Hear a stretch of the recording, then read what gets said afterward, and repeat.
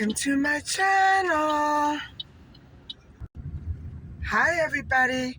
I'm heading to the Dollarama to see if I could just browse for a couple of things that I need for my hallway entry. And it's a seasonal thing. I'm just browsing. I don't really need anything much. And so I'm going to catch up with you a little bit later at the Dollarama. And stay tuned.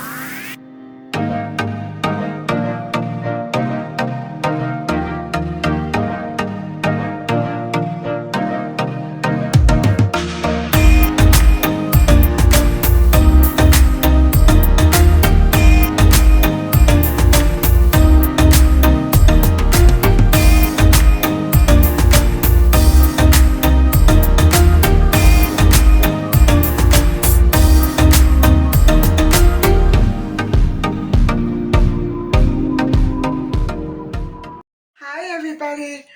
I'm back home after a very uneventful day.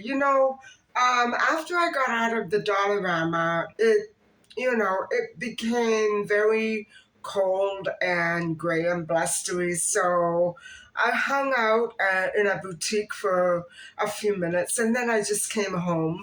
I don't know. I can't get with this gray, cold, wet weather.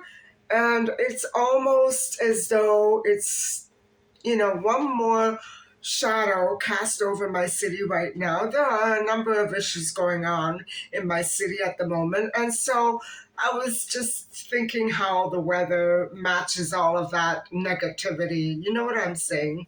And so I thought we would just quickly try to finish off, if we can, the Cecilia Zhang case. I just have a few more points to go over, and I hope that we can finish it tonight because I have another case that I want to move on to. And so, um, I after 6 months that Cecilia had not been able to be traced, after her disappearance, her lifeless body was discovered near Credit River in the west end of our city on March the 27th, 2004. So this is quite close to the springtime. And Chen, the Chinese citizen from Shanghai, who was in Canada on a student visa, was arrested after a few discoveries that the police made. I'm sharing my chair with my cat.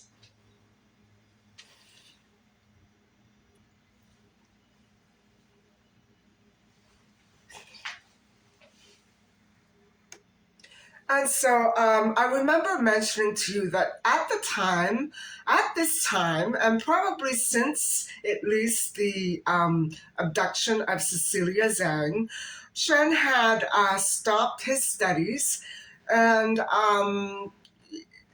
which were going on at Seneca College near the Zhang home. And I showed you how close it was. It was just basically on the same street. The campus continued into the street. And so, he was so close to her physically. I'm not sure where Chen was living at the time. I doubt that he was on campus. But he stopped studying there. And I should also remind you that it was this area is within a few minutes walking distance of Tracy Kandinger's old house. So anyway, guys, Shen did not even complete the grade 12 courses at a local private academy. And so, according to the police, Shen had become friendly with a female boarder who had been living at the Zhang home between 2002 and 2003. And she had left 6 months previously. Now, Chen said that he visited her 4 times. And I believe that she said the same thing. And so Cecilia would have been quite comfortable in Chen's company under normal and typical circumstances. However, don't forget that it had been 6 months since she had seen him. And so I'm sure that when she saw him in her room, she was quite scared. So Chen at that time had failed college and feared deportation. Now, I was trying to wonder when exactly he failed. It may have been that he failed back in the spring of the preceding semester, which would have been April, May. And so, because it would have been weird for him to begin a semester in September at night and he would be failing. It didn't make sense to me. It's probably that he failed the previous semester. It makes sense to me. So anyway,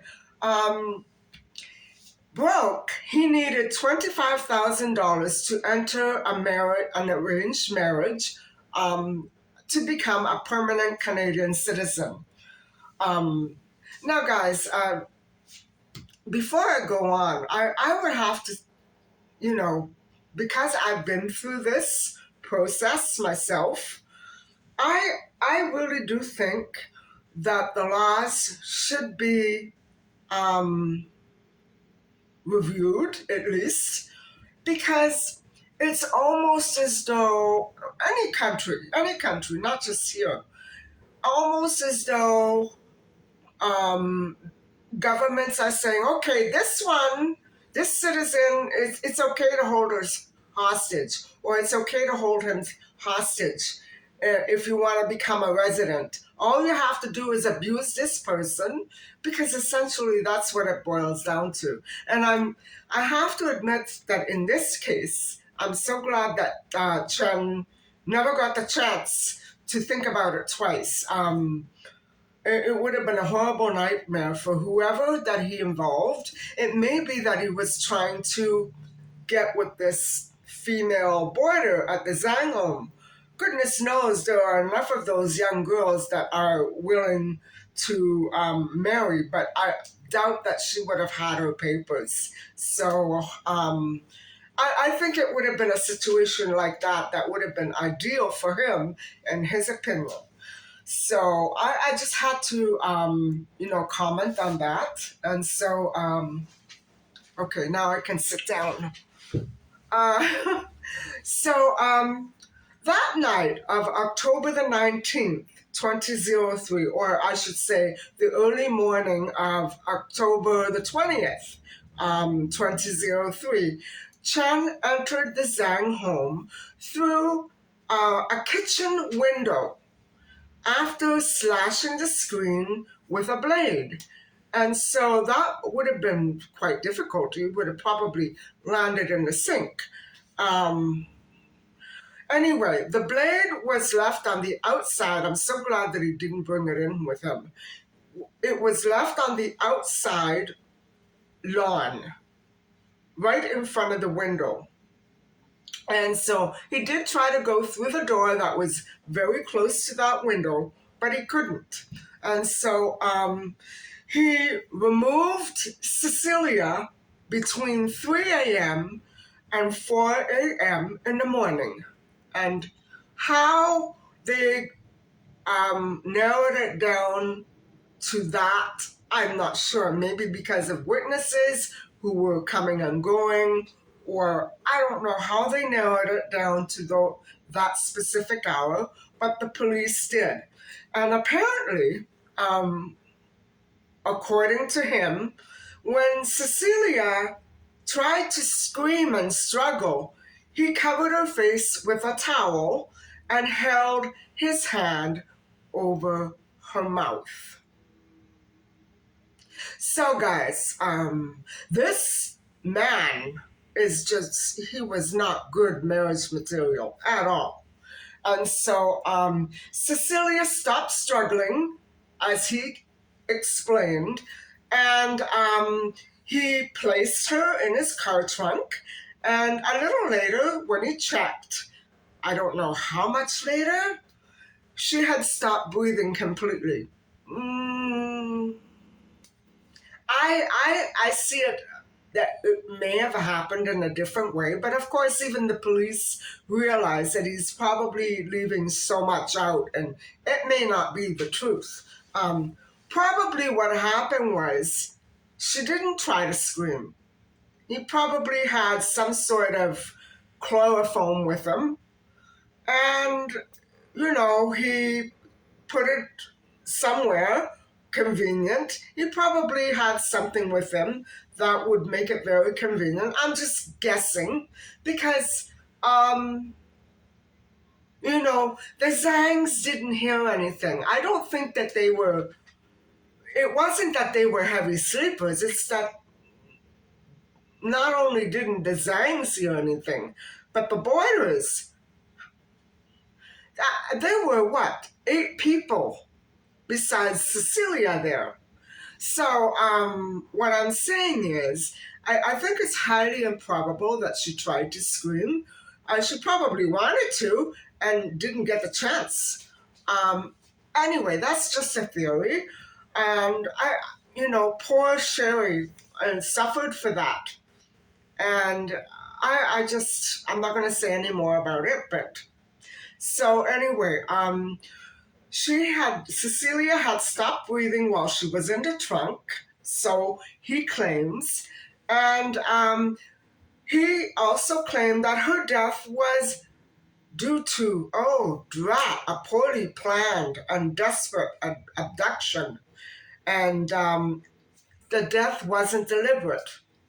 But just whoever is that desperate to get married, to get money, horrific and inexcusable by any means. And so I just can't bear to think about it, because my mind is telling me, judging from some of these other cases, like Holly Jones, Sharon Morningstar Keenan, Christine Jessup, and whoever Tori Safford, they were brutalized. They weren't just murdered, they were horribly mutilated, brutalized. And so I don't think Cecilia just peacefully, without any more suffering, I have a feeling that she really suffered.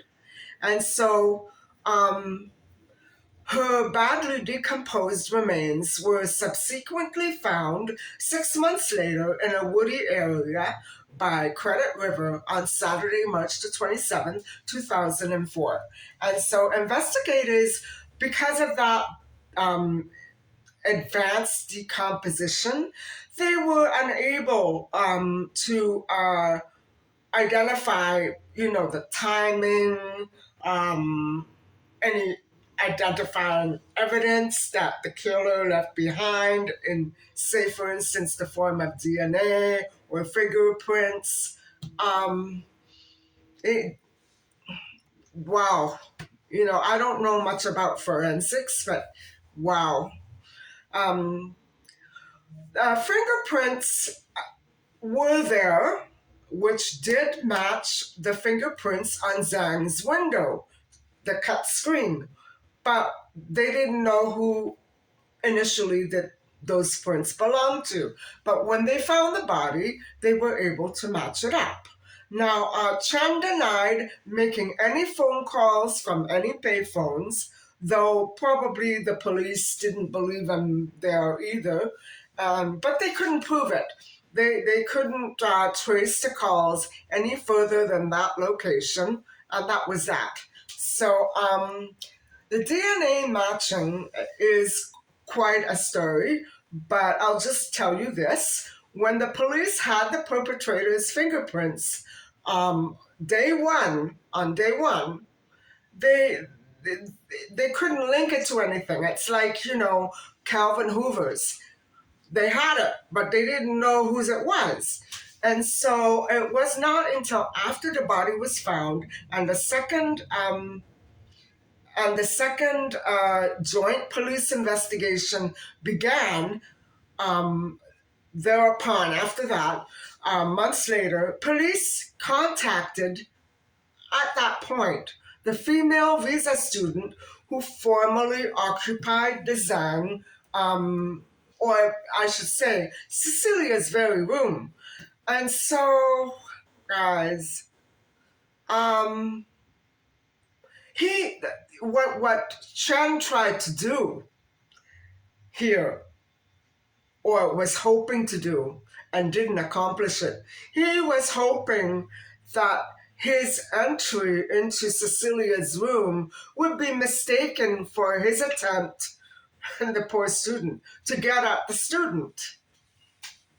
I think, guys, he was a mess. He was a real mess. There was something going on here. This is visa student, apparently promptly identified the perpetrator, whose fingerprints did check out as being Chen's. And so from day one, there had always been talk about the Asian, kidnapping routine, and everything we're hearing again today, the former student tenants would seem to be of obvious and immediate interest because they were the newcomers. They were the threats. You know what I'm saying? And really, it was only that Boarder's connection to this other person and not the Boarders themselves. So, what were the police, doing in those months? Who were they interviewing? I don't know. At that point, it had not been a murder. There had been no body discovery. And so, they didn't have Min Chen's fingerprints. These students don't have to be fingerprinted to enter Canada. And so that's the thing. And probably they shouldn't be, right? So what they had were prints that didn't match any previous criminal file on record. that makes sense. That makes sense. And so his father was an airline executive. So that could be part of the reason why his father couldn't come to Canada. And his mother is a police officer in Shanghai, and she works for internal affairs. And so the parents gave Chen money during the course of this kidnapping, but they did not come to Canada. And so when Chen's lawyer went went there, I imagine he tried to find out what he could, and even if he did, it's not likely he would have shared it with the courts. I'm not saying anything I don't know. So at the crime scene, a female student mentioned a name, Min Chen, a fellow student from China studying at Seneca College. And so that is how the arrest came about, because but from there they were able to get the DNA linked to that person. And so Chen was, of course, a fellow student from China and there on a visa. So he had visited the home on several occasions. I believe he said it was 4 times. So Chen actually consented to a DNA sample and fingerprints.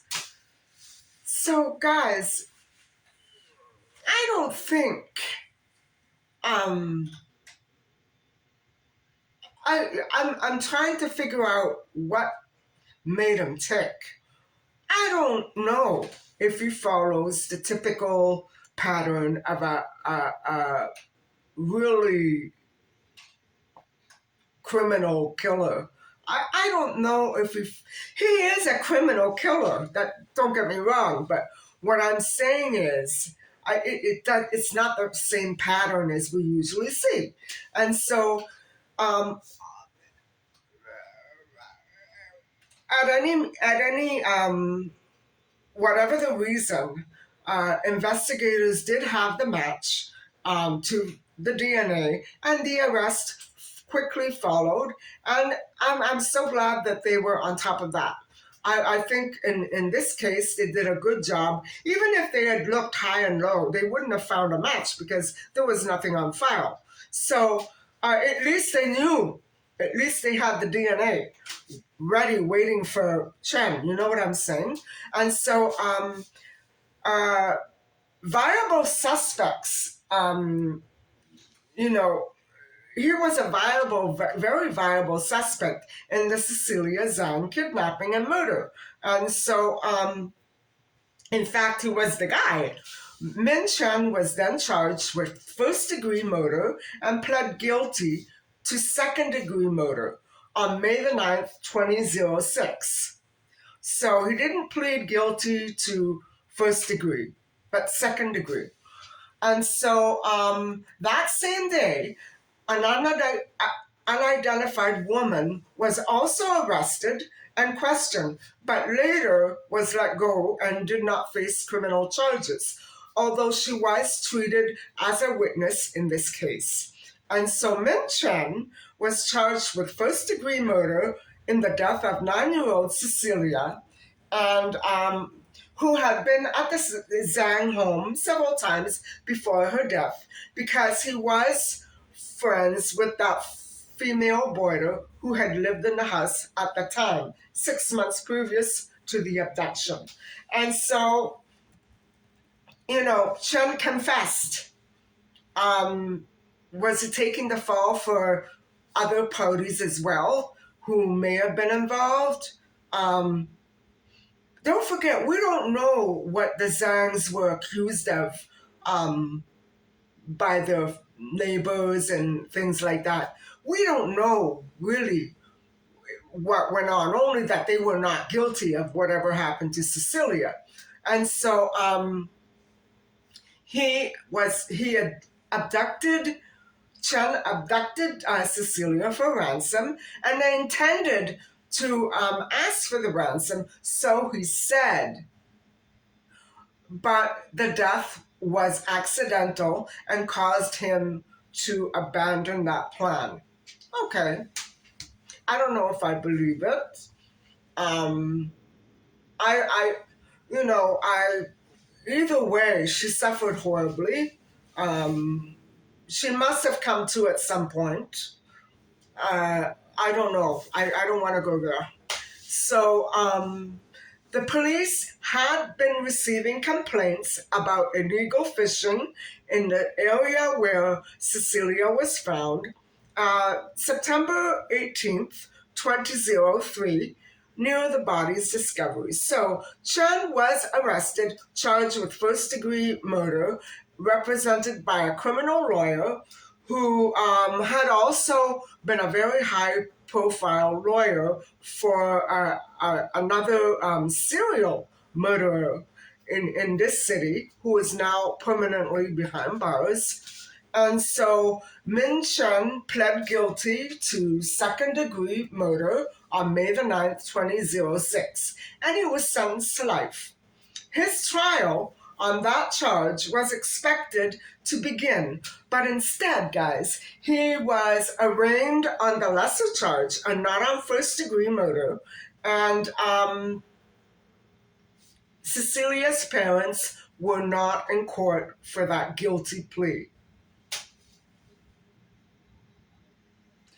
And so, what Cecilia's parents did do was that they submitted victim impact statements to the court in both written and video form, which the journalist Christy Blatchford witnessed and said she broke down because she was a very feeling person and absolutely one of the most perfect people to be writing on this case. She was very sensitive, highly sensitive to the parents, especially.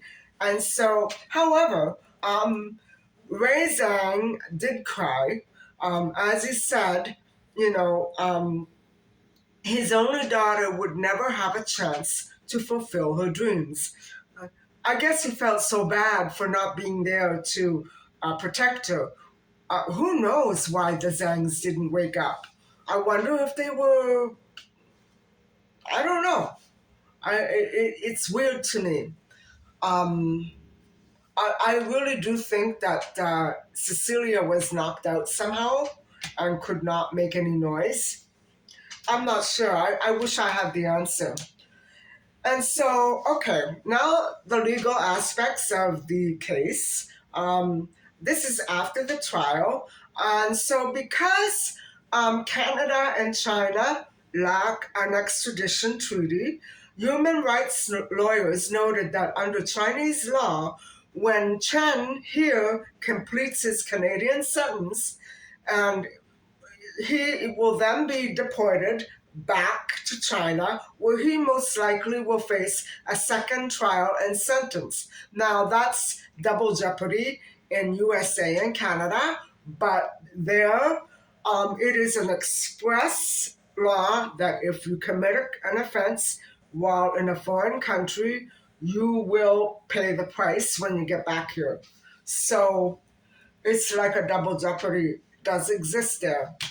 And so I'm still wondering if, Chen was on another mission. I'm having a hard time believing that he would have attacked that little girl for the reasons, that he said it was accidental. I don't know if he did kill her. I don't know if it was an accident. I doubt it was an accident. What I'm questioning is motive and why he somehow, wanting to get married that badly and be a Canadian that badly doesn't make sense to me. You know what I'm saying? Um, it's a very baffling case for me, but I would say that the motive is definitely very complex. Maybe not everything that it really seems to be on the surface. And so, that is the way that it goes in China. Trial and punishment is mitigating, but it does not exclude any further imprisonment or even execution. And yeah, let's not go there.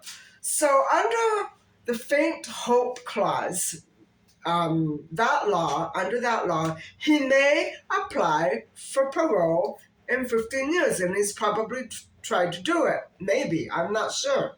Um, Justice Durno questioned Chen and concluded that it was not an accidental death in a bungled kidnapping.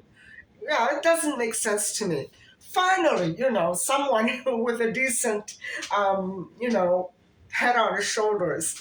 I agree with that. It doesn't sound plausible to me that it was an accident. I'm just wondering what else was involved here. So Chen failed school and he was out of cash. He feared deportation. Still, it doesn't make sense. He hatched a plan to stay in Canada. Why? Why was it so imperative that he stay in Canada? Why? Somebody out there tell me. Um, he didn't have the $25,000 for an arranged marriage. I don't know, guys. It doesn't sound right to me. So the detective didn't believe the story, and neither do I. I think it's something else altogether. I think it's much more personal, and maybe it has something to do with Cecilia's parents themselves and not Cecilia. Um, I don't know if this was retribution or revenge for something, but Cecilia paid. And so